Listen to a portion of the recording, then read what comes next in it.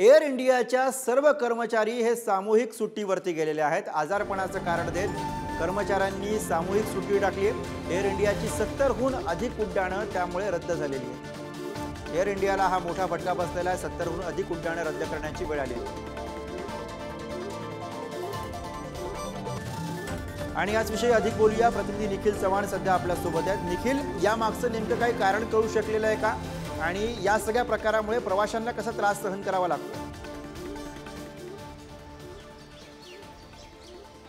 नक्कीच गुरुप्रसाद, यामध्ये एकूण पाहायचं झालं तर एअर इंडियाचे 70 विमान फेऱ्या आहेत त्या देखील रद्द केल्याच्या माहिती आहेत ती पुढे येत आहे। आणि त्याचं कारण म्हणजे काल अचानक रात्री आहे ते 70 एअर इंडियाच्या संपूर्णपणे क्रू मेंबर असतील यांनी या ठिकाणी आहेत त्या एकत्रित सामूहिक सुट्ट्या टाकलेल्या आहेत। अनेक दिवसापासून आहे ते एअर इंडियाचं विलिनीकरण आहे ते होणार आहे असं या ठिकाणी म्हटलं जात आहे। अनेक ठिकाणी सूत्रांच्या माहिती देखील आहेत, परंतु या ठिकाणी असणाऱ्या या क्रू मेंबरच्या मनामध्ये कुठेतरी आपल्या नोकरीबाबत या ठिकाणी भीती निर्माण आहे आणि त्यामुळे तसा प्रकारचा संपूर्णपणे प्रकार घडला असल्याचं ही जी प्राथमिक माहिती आहे ती पुढे येत आहे। त्यामुळे अशा प्रकारचं हे संपूर्णपणे जे सामूहिक सुट्ट्या आहेत त्याच्यावरती गेलेल्या कारणामुळे या ठिकाणी एअर इंडियाचे आज जवळपास 70 पेक्षा जास्त विमान आहेत ती रद्द देखील झाल्याची माहिती पुढे येत आहे। पाहायचं झालं तर ह्या संपूर्णपणे आता प्रकरणामध्ये एअर इंडियाकडून आपला क्रू मेंबर असेल किंवा आपले कर्मचारी असेल त्याचा कशा प्रकारे एकच दिलासा त्यांना मिळतोय का किंवा त्यांची काय मनधरणी केली जाते हे देखील पाहणं महत्त्वाचं आहे।